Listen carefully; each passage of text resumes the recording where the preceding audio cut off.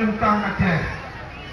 Sejak pusat penelitian tentang Aceh di Belanda mentamung sebuah museum KTLP di Leiden University lentemai sebuah karya sastra daripada Pocut Barin almarhumah yang di Lahrisrum.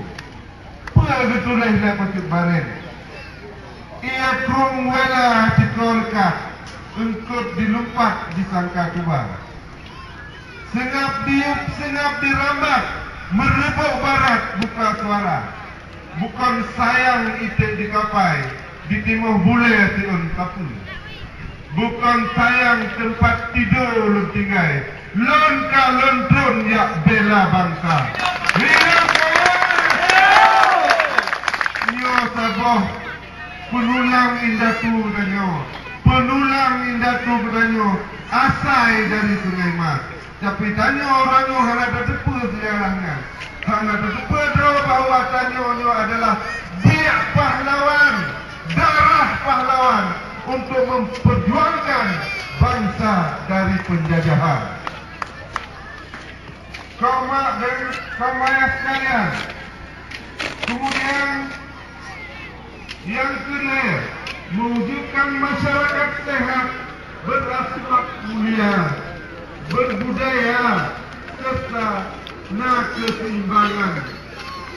Peran kaum ibu, kaum umi. Oleh karenanya, bila Partai Aceh menang ke, diharapkan minimal benar-benar orang Minang yang duduk pada DPR Aceh Barat.